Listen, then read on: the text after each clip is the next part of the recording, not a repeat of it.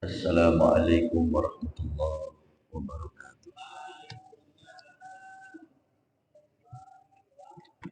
Bismillahirrahmanirrahim. Al-Fatihah ala niyatil futuh wa nawwar rasul wa tabatil nasuh wa salahil jasadi wa ila hadratin Nabi Muhammadin sallallahu alaihi wasallam wa sallallahu alaihi hadal kitab Al-Syekh Sayyid Ahmad bin Zain Al-Hamshi wa Syekh Muhammad Nawawi bin Umar Al-Syafi'i Al-Bantani wa usulihim wa fura'ihim wa wada'ihim ajma'in wa thumma ila ruhi Syekh سيد الوليد الحبيب عبد الرحمن بن أحمد بن عبد القادر السيار وثم إلى روح الشيخ مربي يحيى سلم الشريعة ورسيدي وثم إلى روح الشيخ مربي يحيى سلم الرشاد ثم إلى روح الشيخ مربي حبيب الدين ومن عمل بهذا المسجد وصولهم وقرارهم وذكرهم أجمعين أن الله تعالى يده الشام من الرحمة والمغفرة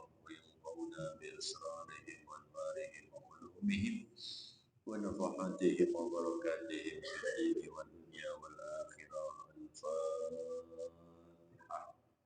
أعوذ بالله من الشيطان الرجيم. بسم الله الرحمن الرحيم.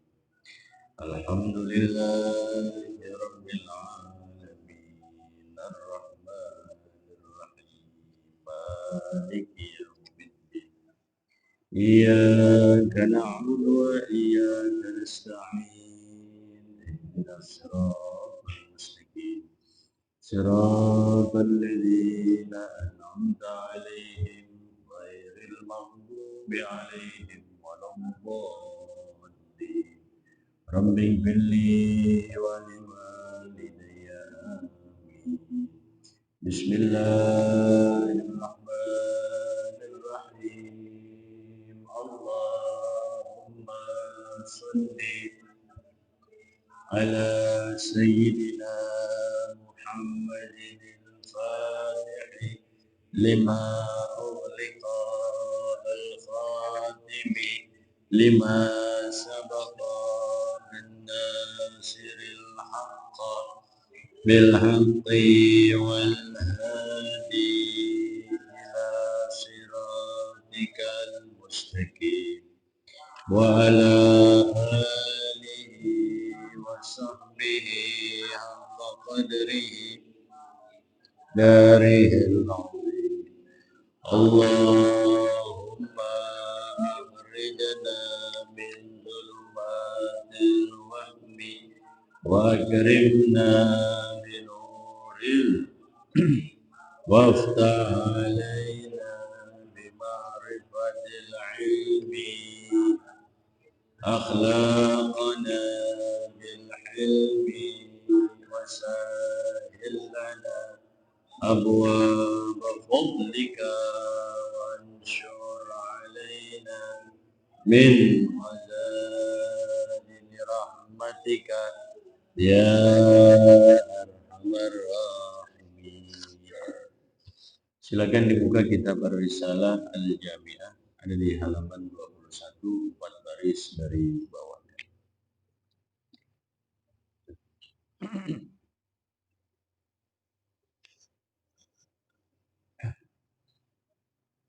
Bacaannya wan namimah, wan namimah. Yang ada di belakang maju aja, sini kosong, agak kesinian. Antum yang masih di belakang, rada ke sini, maju nih. Di sini Pak, isi deh. Ya. Jadi biar kelihatannya sedap. Maju di tengah kosong. Di sini, diisi di sini. Ayo. Maju di sini kosong. Maju di sini. Antum di sebelah sini nih. Depan.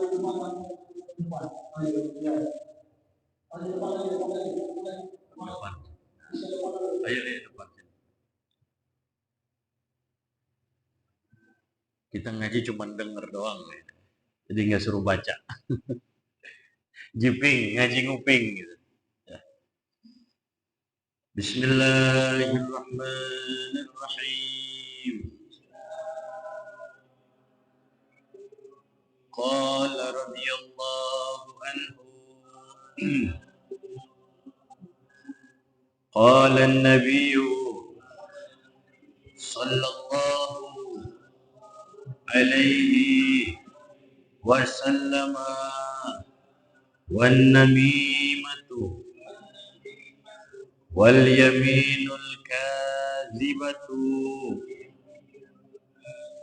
والنظر بشهوة ومن تمام الصوم تحري الإفطار على حلال وعدم الاستكثار من الأكل وينبغي الاستكثار من الصوم لا سيما الأيام الفاضلة في الشرع والله أعلم وبالله التوفيق.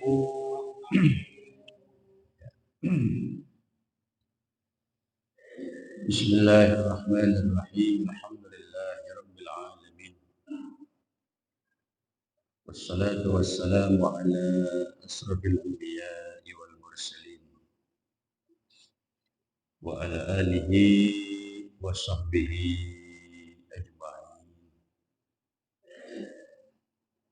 قال الشيخ المؤلف رحمه الله تعالى وأدام النفع به وببركة علومه وبكم في الدارين آمين رضي الله عنكم أجمعين. Masih melanjutkan kajian kita pada malam hari ini, hadis yang berkenaan, yang berkaitan dengan hal-hal yang dapat membatalkan pahala orang yang berpuasa. Jadi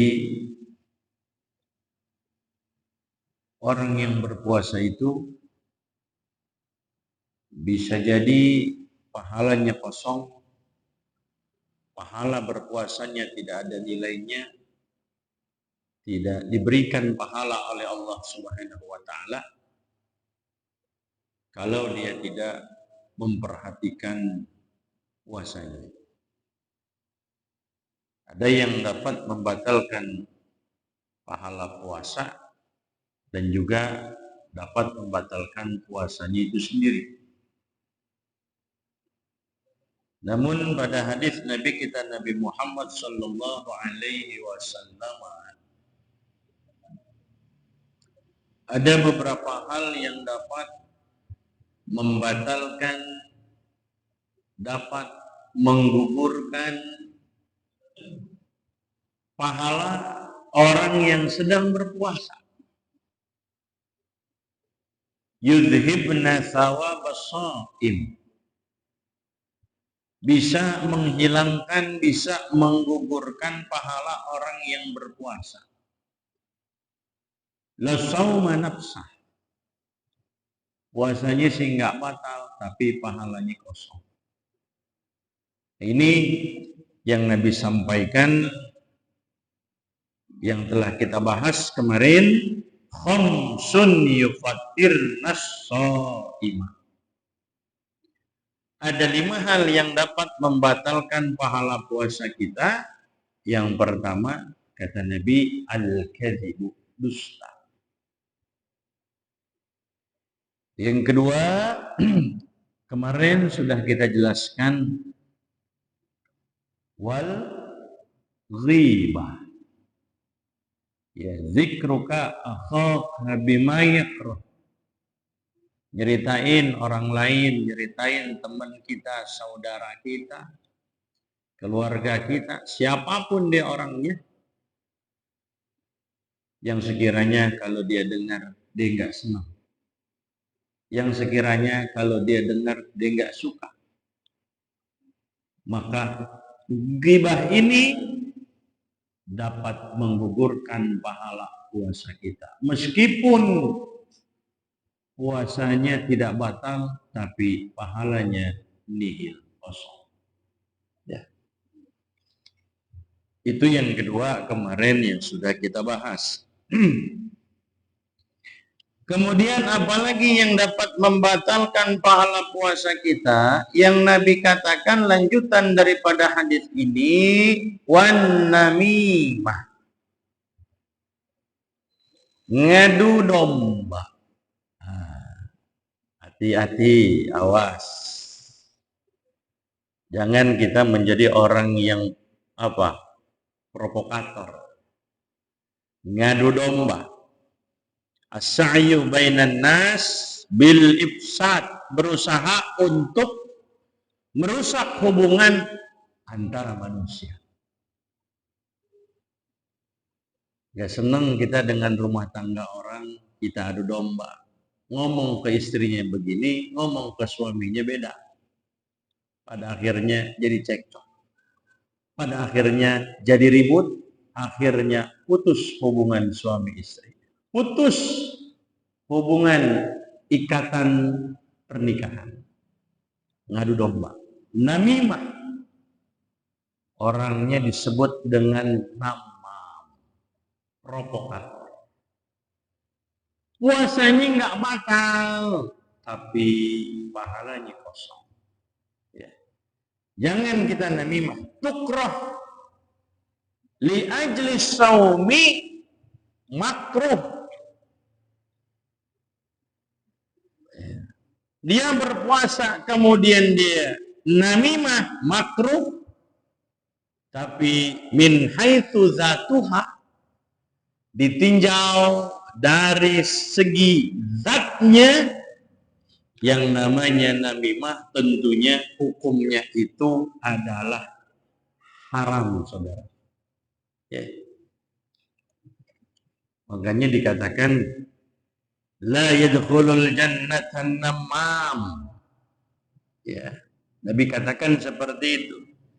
Di dalam masuk surga namam, provokator. Ngomong ke sini beda, ke sono beda. Ya. Bahkan dalam hadis yang lain Rasul sallallahu alaihi wasallam beliau pernah mengatakan, ala ukhbirukum bi afdhala min darajatis siyam. Ketahuilah, ukhbirukum, kata Nabi, aku akan beritahukan kepada anda, aku akan beritahukan kepada kalian, bi afdhala min darajatis siyam, dengan yang terlebih afdal daripada derajat puasa, wassalah, wassadaqah. Ketika Nabi berbicara seperti itu, para sahabat pun pengen tahu. Kata Nabi, mau nggak aku beritahukan kepada kalian dengan sepaling afdolnya, ya, amalan ibadah bi afdala, bahkan lebih afdal daripada derajat puasa, salat dan sedekah. Nabi kata, islahu zatil bait, membaguskan hubungan antar sesama. Yang lagi ada cekcok, ada keributan, jangan kita bikin panas, tapi kita bikin hubungan mereka menjadi adem. Bikin hubungan mereka menjadi damai, menjadi tentram. Fa inna ifsada dzatil bain hiyal haqq, kata Rasulullah. Maka sesungguhnya merusak hubungan antar sesama hiyal haliqah, maka dapat menggunting. Arti menggunting di sini bukan menggunting rambut. Hiyal haliqah, kata Rasul, dapat menghabiskan, dapat mencukur, dapat menggunting Nabi kata ketika itulah aqulu tahliku sya'ra, aku katakan kata Rasulullah, bukan maksudnya menggunting rambut, mencukur rambut, tapi walakin tahlikud din, akan tetapi dapat mencukur, menggunting agama seseorang. Oh, agamanya dipertanyakan, dia orang mukmin apa bukan? Dia muslim apa bukan? Tapi kok kenapa perlakuannya, perbuatannya itu tidak mencerminkan orang mukmin? Hati-hati provokator nih. Jadi bisa merusak pahala puasa seseorang. Dan namimah ini jangan kita anggap enteng, saudara. Dulu di zaman Nabi Allah Musa alaihi salam, di zaman Nabi Musa alaihi salam itu terjadi yang namanya paceklik. Menimpa Bani Israel, qahtun, paceklik, kekeringan. Sudah lama tak turun hujan. Ya. Hujan kagak turun-turun. Akhirnya Nabi Allah Musa alaihi salam minta kepada Allah bersama kaumnya agar itu saat diturunkan hujan oleh Allah Subhanahu wa taala. Ini Nabi Musa minta kepada Allah bukan wa marratan wahidah au marrataini, bukan sekali, dua kali. Nabi Musa minta diturunkan hujan kepada Allah, tapi Nabi Musa dalam satu riwayat dikatakan marratin. Nabi Musa minta berkali-kali biar Allah Ta'ala turunin hujan. Tapi fama ujibah, permintaan Nabi Musa alaihissalam tidak dikabulkan oleh Allah. Permintaan Nabi Musa alaihissalam enggak direspon oleh Allah Subhanahu wa taala. Sampai ketika itu Allah Ta'ala wahyukan kepada Nabi Allah Musa alaihissalam,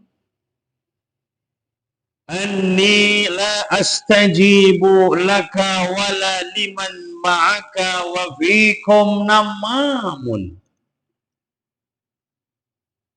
Apa kata Allah? Pak, aku tidak akan merespon, aku tidak akan memperkenankan, aku tidak akan mengabulkan kau punya permintaan. Wala liman ma'aka, begitu juga aku tidak akan mengabulkan orang yang bersamamu untuk kau dan mereka umatmu itu meminta kepadaku agar diturunkan hujan. Wa fikum namamun, walhal ada di tengah-tengah kalian provokator. Qad asarra 'alan namimah, yang mana si provokator ini dia belum juga taubat, terus dia lakukan namimahnya di mana-mana. Ternyata di tengah-tengah kumpulan Nabi Allah Musa alaihi salam untuk minta diturunkan hujan oleh Allah Subhanahu wa taala, di tengah-tengah perkumpulan tadi Nabi Musa bersama kaumnya, ternyata ada kaumnya yang suka mengadu domba. Nama provokator. Lantas Nabi Musa pun bertanya kepada Allah Ta'ala, man huwa hatta nukhrijahu min bainina.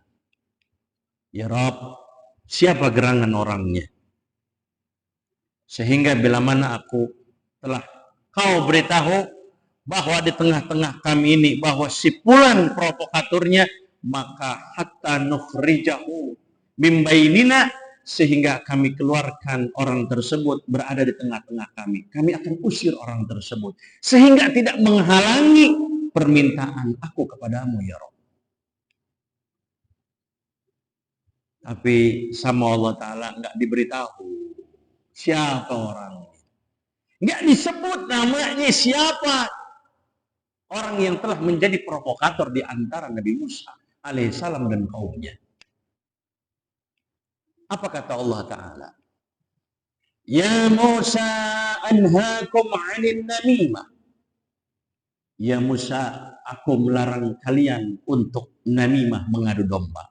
Wa aqulu namaman. Kalau Anda beritahu kepada engkau bersama kaummu bahwa si fulan yang kerjaannya suka mengadu domba, sama juga aku ini juga kata Allah apa? Mengadu domba juga kalau begitu. Kalau aku beritahu sama juga apa? Namaman, jadi provokator. Akhirnya bagaimana? Nggak dikasih tahu sama Allah Subhanahu wa Ta'ala bahwa si fulan yang namam, bahwa si fulan yang menjadi provokator. Tapi Nabi Musa mengatakan kepada kaumnya, tubu kullukum 'anil namimah. Tobatlah kalian semuanya daripada namimah, daripada mengadu domba. Padahal cuma ada satu orang doang di situ. Tapi Nabi Musa bilang, tubu kullukum 'anil namimah. Tobatlah kalian daripada perbuatan mengadu domba. Fatabu bi ajma'in. Semuanya mereka tobat. Ya Allah, mengakui dosanya, kesalahannya, minta dimaafkan, minta diridhoi. Nggak mau ngulangin apa yang pernah dilakukan oleh orang tadi. Maka tidak lama setelah mereka semuanya bertobat, fasuku, pada akhirnya Allah Ta'ala turunkan hujan seketika itu juga. Yang sebelumnya beberapa kali Nabi Allah Musa alaihissalam minta untuk diturunkan hujan, tapi tidak juga kunjung hujan karena Allah nggak redho. Maka pada saat itu setelah mereka taubat, langsung seketika itu juga Allah Ta'ala turunkan hujan. Jadi orang yang suka ngadu domba itu membawa kesialan. Dapat menghalangi dia punya doanya untuk diijabah oleh Allah Subhanahu wa Ta'ala. Jadi jangan diremehin nih yang namanya ngadu domba ini. Bisa menggugurkan kita punya agama. Ya. Ada lagi cerita saudara mengenai masalah namimah ini. Ya, biar kita itu nggak punya perbuatan kerjaan suka ngadu domba. Awas, hati-hati. Ya. Bagaimana keadaannya? Ada seseorang, dia pergi ke pasar budak. Yang namanya budak itu diperjualbelikan. Budak itu diperjualbelikan. Ada satu budak yang diincer sama orang ini, si pembeli ini. Datang ke pasar budak, kemudian ada peminat, ada pembeli, diincer ini kayaknya budak yang satu bagus. Tapi dikasih tahu sama si penjualnya, wahai tuan, ini tuan mau pilih yang mana ini budak yang ada semuanya. Kata si calon pembeli, saya pengen yang itu tuh sebelah sono. No. Ya.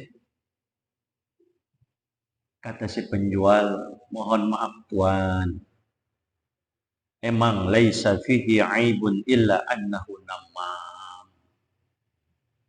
Tuan, bahwa budak yang tuan pilih itu, budak yang tuan tunjuk itu memang tidak ada kejelekannya. Dari segi fisik, kalau buat kerja dia pasti bakal kuat. Masih seger itu budak.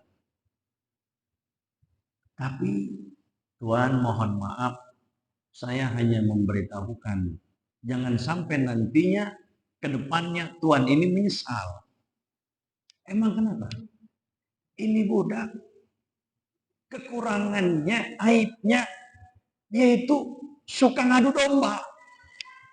Dia suka apa? Ngadu domba. Provokator. Kata si penjual. Akhirnya pas dipikir sama si calon pembeli, cuman namimah doang. Enteng. Artinya si pembeli ini, calon pembeli ini menganggap enteng aib yang ada pada diri budak tadi. Cuman suka namimah doang, yang lainnya kan bagus. Begitu. Dia nggak hirauin itu, akhirnya dia beli fastarahu, dia beli itu budak. Tanpa memperdulikan kekurangan yang ada pada diri budak tersebut, yaitu suka ngadu domba. Akhirnya dibawa oleh si pembeli budak ini, tinggal di rumahnya. Falam yamkuth indahu ayyaman hatta namma li zaujatihi. Sehari 2 hari sih belum kelihatan tuh bahwa dia itu suka provokator. Tapi 3 hari ke depan, 4 hari, 5 hari, bahkan seminggu, mulai ini budak mulai bertingkah. Benar apa yang dikatakan oleh si penjual bahwa dia itu ada kekurangannya, itu suka ngadu domba. Maka dia pun melakukan adu domba di rumah tuannya. Apa? Ternyata si budak ini ngadu domba kepada istri si tuannya dan kepada si tuannya, suaminya. Dia ngomong begini kepada istri si tuannya. Wahai nyonya, annahu yuridu tazawuja bi ghairiki. Wahai nyonya, bahwa tuan, suami nyonya ini pengen kawin lagi. Pengen kawin lagi. Sebenarnya suami nyonya ini, tuan ini udah nggak cinta. Makanya suami nyonya, tuan ini akan nikah lagi. Dan akan menceraikan nyonya. Tuh. Si budak ini bilang, saya punya saran. Kalau mau dijalanin, biar nanti tuan tidak kawin lagi. Saya punya saran, biar hubungan nyonya dengan tuan ini akan terus berjalan menjadi hubungan yang berlanjut seterusnya menjadi suami istri. Apa sarannya? Si budak memerintahkan si nyonyanya ini untuk nyimpen apa? Gunting rambut. Amarha an tattakhidal musa. Si budak memerintahkan si nyonyanya untuk menyimpan pisau cukur, gunting rambut. Ya. Wahai nyonya, kata si budak, sekarang begini, nanti nyonya siapkan gunting rambut, pisau cukur. Buat apa? Ini pisau cukur buat gunting rambutnya, buat gunting jenggotnya tuan. Nanti dikala tidur, di saat tidur, suami nyonya gunting jenggotnya, nanti dengan beberapa lembar, beberapa helai dia punya jenggotnya akan saya guna-guna biar hubungan nyonya dan tuan itu terus langgeng. Biar tuan ini tidak menceraikan siapa? Nyonya. Oh baik kalau begitu. Si nyonya ini percaya. Percaya. Akhirnya dia pengen tidur, disiapin pisau cukur. Tapi yang namanya provokator, ngomong kepada nyonyanya beda, bahwa suaminya pengen kawin lagi, sudah tidak cinta kepada nyonya, ngomong kepada suaminya, kepada tuannya, beda lagi. Ngomongnya beda. Apa itu? Ngomong kepada suaminya, wahai tuan, waduh, itu nyonya, istri tuan itu sebenarnya udah lama pengen bunuh tuan. Pengen bunuh. Ini cerita nyambung nggak? Nyambung ya? Nyambung. Si budak, dia ngadu domba suaminya, si nyonya. Kata budak, wahai tuan, itu nyonya sebenarnya udah lama nggak cinta sama tuan. Makanya dia pengen pisah dan juga dia pengen bunuh tuan. Dia pengen nyembelih, pengen gorok leher tuan.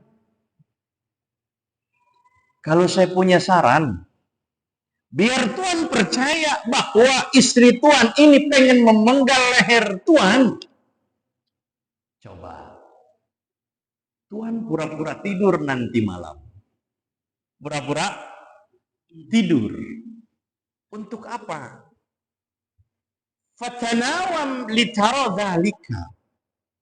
Silakan pura-pura tidur agar tuan bisa mengetahui apa yang akan dilakukan nyonya, apa yang akan dilakukan istri tuan. Akhirnya bisa jadi benar juga sih. Kata si tuan begitu, apa yang dikata oleh budak gua ini bisa jadi betul juga. Akhirnya percaya si tuannya sama si budak. Si nyonya percaya sama si budak. Si tuan percaya juga sama si budak. Akhirnya langsung fatanawama. Suaminya nih, si tuan ini pada satu malam dia pura-pura tidur di tempat pembaringan dia. Pura-pura tidur, pura-pura ngorok deh. Pura-pura ngorok, padahal belum apa? Belum tidur. Padahal belum ngantuk. Fajaat litahliko. Istrinya datang menghampiri suaminya, dilihat dulu keadaan, situasi dan kondisi. Oh iya, suami gue udah ngorok, berarti udah tidur ini. Reaksi. Datang istrinya, tadi bawa apa nih istri disuruh? Bawa apa? Pisau, cukur. Buat apa? Gunting jenggotnya. Ketika si istri memulai aksinya pengen gunting jenggotnya, faqala, bener juga ya apa yang dikatakan budak saya. Itu istri saya tangannya megang gunting. Ketika istrinya pengen begini, dipegang tangan istrinya. Dipegang tangan istrinya itu, akhadzal Musa minha wa dzabahaha. Yang digorok bukan suaminya, yang dipenggal bukan suaminya, tapi malah sebaliknya, si istrinya yang dibunuh sama suaminya. Padahal sebenarnya istrinya cuma mau apa? Gunting jenggot. Tapi dikarenakan di rumah tangganya ada provokator, merusak hubungan rumah tangga, maka pada akhirnya apa? Disangka pengen ngebunuh, tapi malah suaminya sekarang yang ngebunuh istrinya. Dibunuh istrinya. Dibunuh istrinya. Akhirnya nggak lama keluarga istri pada datang. Adiknya, abangnya, bapaknya datang. Fara'auha maktulatan. Mereka melihat dalam keadaan terbujur, sudah wafat, meninggal dunia, maktulah, terbunuh. Akhirnya keluarga si perempuan keluarga si istri kagak terima, faqataluhu, akhirnya suaminya juga dibunuh juga sama keluarga siapa? Keluarga istri. Fawaqa'al qital bainal fariqain bisu'mi dzalikan nama. Maka terjadilah bunuh-membunuh antara dua kelompok dengan sebab kesialan yang dilakukan oleh si Namam ini. Jadi awas, hati-hati, jangan suka menjadi provokator. Kesono ngomong beda, kesini ngomong beda, maksud dan tujuannya, biar hubungannya tidak harmonis, biar hubungannya itu apa? Terputus. Awas, dosa besar kita.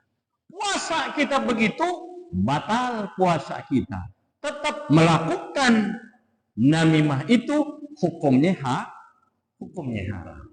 Bisa membatalkan pahala puasa kita. Itu namimah, saudara. Ya. Lalu apalagi yang dapat membatalkan puasa kita? Wal yaminul kadzibah. Sumpah palsu. Bohong sumpahnya.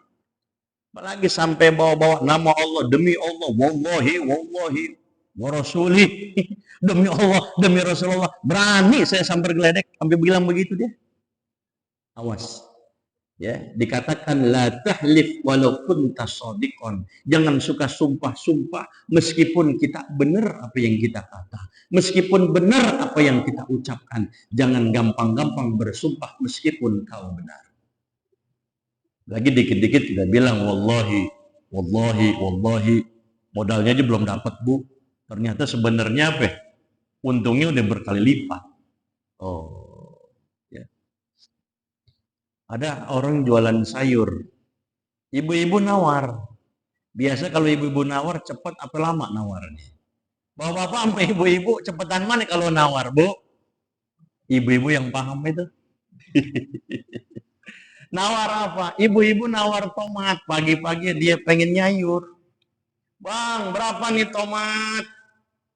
5.000 kata tukang sayur. Idih, Bang. Tomat segede upil 5.000. Kata si tukang sayur, Bu, kalau upil ibu segede tomat, saya bayarin lebih daripada 5.000.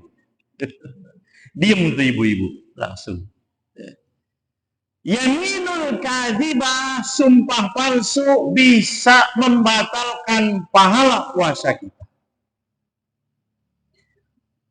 Wan nazaru bisyahwatin, yang dapat membatalkan pahala puasa juga adalah an-nazar bisyahwatin, memandang dengan syahwat. Dapat membatalkan pahala puasa kita. Meskipun yang kita pandang istri kita sendiri. Istri kita pandang, tapi dengan pandangan syahwat bisa membatalkan pahala puasa. Pahala puasanya kosong. Waduh, kita pandang gitu istri kita. Pakai pandangan syahwat. Ketika itu dia sedang berpuasa, bisa batal pahala puasanya. Meskipun bukan orang, apa, lobang semut umpamanya, lobang semut dipandangin sama dia ngehayal itu, ngehayalin lobang semut pakai syahwat dimandangnya, atau guling dipelukin sama dia pakai syahwat, sama juga bisa membatalkan pahala puasa. Jadi masalah nazar bisyahwatin ini bukan perempuan aja, bisa juga